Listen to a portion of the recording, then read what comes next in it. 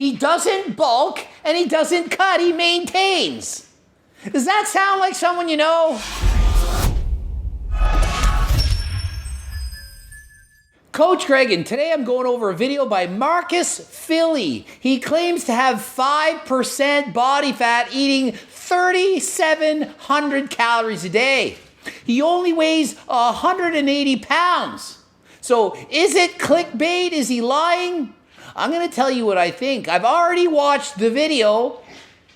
I'm not going to spoil it. I can tell you he only weighs about 180 pounds. So is it possible to eat 3,700 calories a day and be at 5% body fat? Coach Greg, I'm over 190 pounds and a professional bodybuilder, and I only eat 3,500 calories a day. What is he doing right? What is he doing wrong? What can you learn from this guy? Stay tuned and find out. How I can consume 3,700 to 4,000 calories a day and still stay lean year round. I'm not talking bulking, I'm not talking cutting, I'm talking maintenance. So he's actually eating 3,700 to 4,000 calories a day. He doesn't bulk and he doesn't cut, he maintains. Does that sound like someone you know?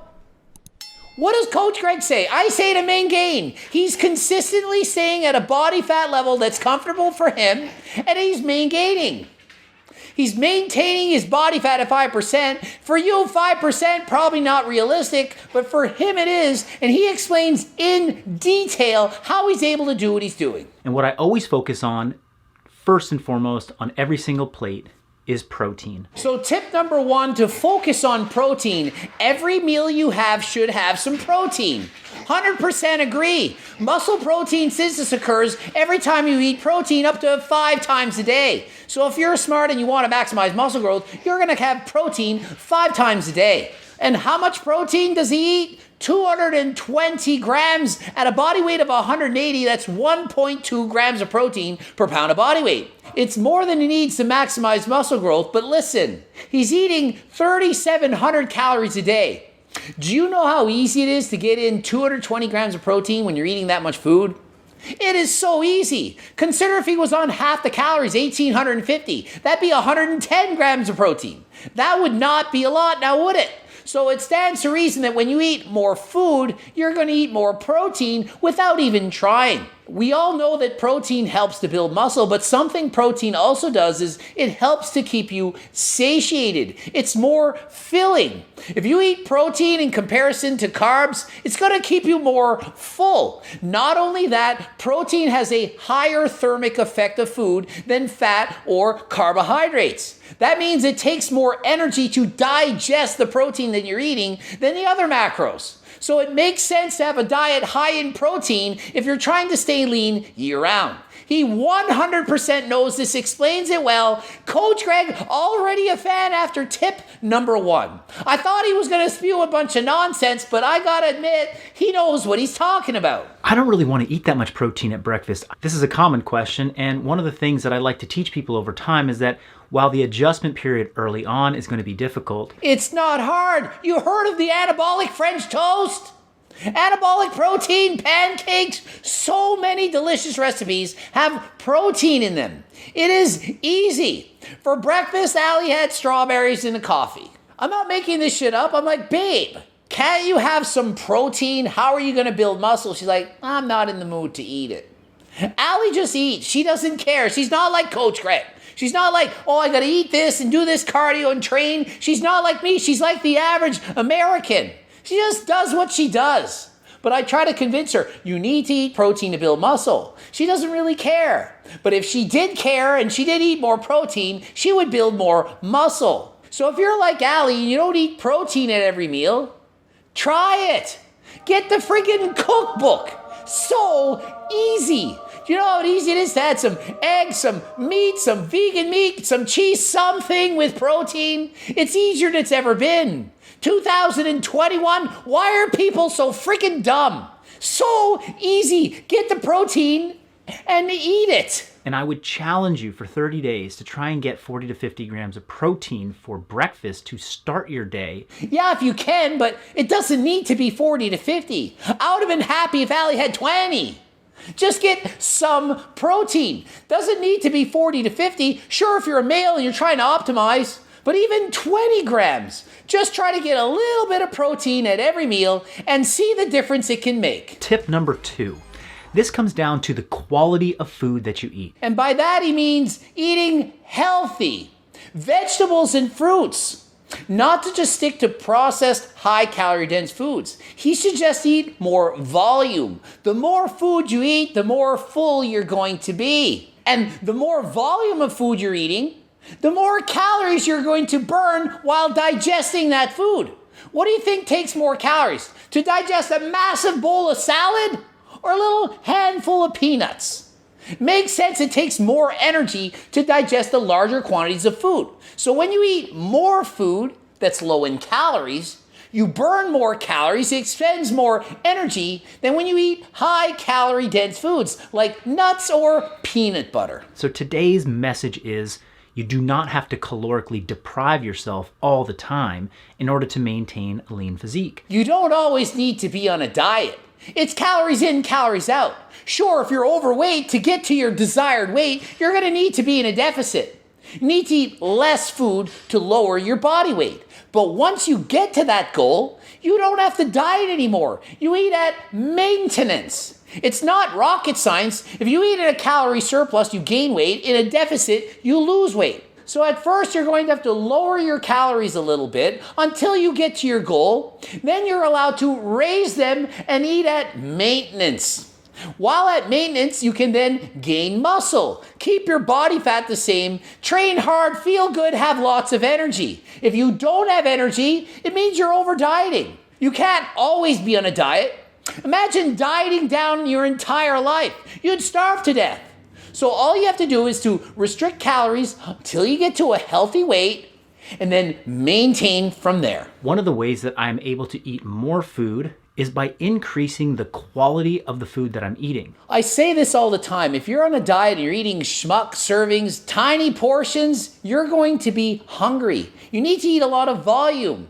The more food you eat, the more you're going to be full. Ghrelin, the hunger hormone, it's not coming after you. It's not trying to punch you in the face, making you want to eat. You have more leptin and you're satiated. Versus when you eat high calorie dense foods, smaller portions, you eat the plate, you're like, I want another plate. It's not enough. That happens every time. Try eating just one slice of pizza and see what happens. That's why you want to have lower calorie pizza. Rather than having one slice, you can have two because it contains fewer calories. You eat 2 slices, maybe you're happy. If you're a bigger person, maybe you have 4 or 5 slices. Well, guess what? When you eat lower calorie pizza, you can have 8 or 9 slices. Does that make sense? That is why my diet works, and that's why I'm able to maintain under 9% body fat, and it's why this guy is so lean as well. Now, one of the common pitfalls I see is that when people are estimating how much food they're supposed to eat on a given day, they will often overestimate how active they are. So tip number 3 is that you need to track how much physical activity you're doing during the day. Most people overestimate just how much activity they're doing and how many calories they're burning. For the most part, it's those of you who are doing weights. You're saying, yeah, I train 6 days a week for 60 to 90 minutes. I probably burn 1,000 calories a day. No, it's probably 200 or 300.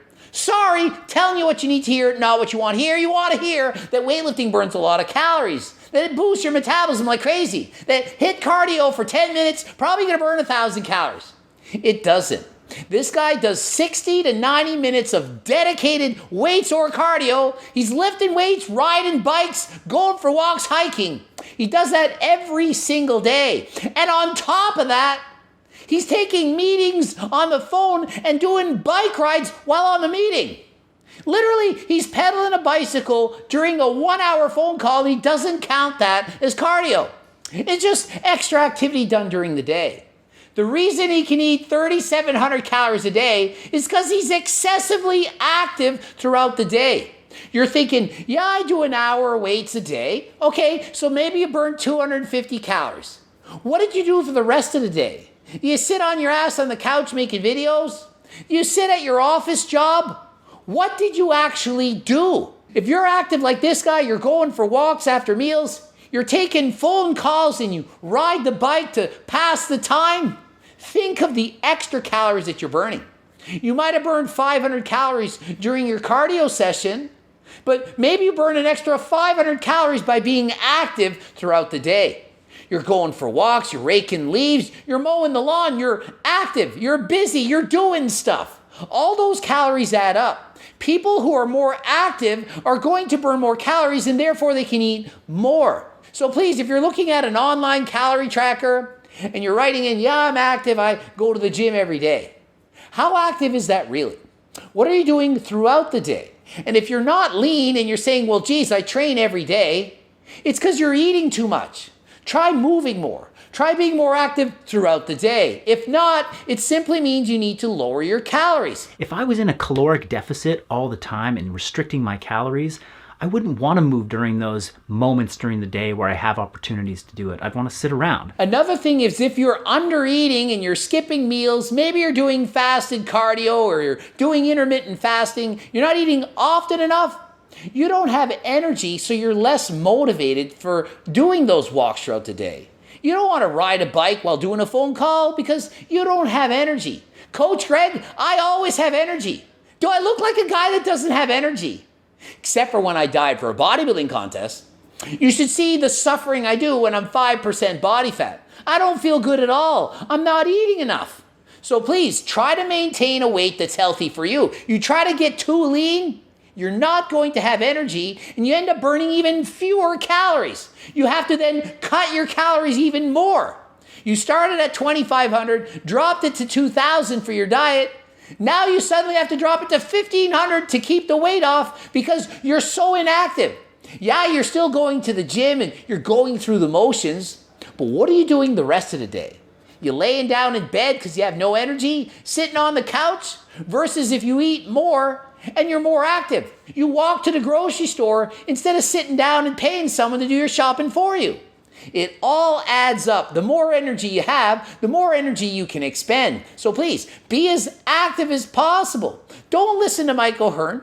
Go out and do more cardio. When I'm thinking about treat foods all the time, it's a sign that I'm not eating enough food. And he's been asked, hey, how often do you eat cheat meals? He's like, yeah, sometimes I eat pizza, cookie, whatever, every now and then, but I don't think about it. Same as Coach Greg. I also have cheat meals. I have pizza sometimes. I have junk food, not often, and I don't crave it. I don't wake up every day and say, oh, geez, today I have to try not to eat a donut. I really want one. Oh, I want some cake. I want some ice creams and chips. I never feel that way. Never. I literally don't feel that way. I'm not bullshitting you. And why? Well, because my diet isn't really a diet. It doesn't feel like a diet because I'm eating the foods that I enjoy.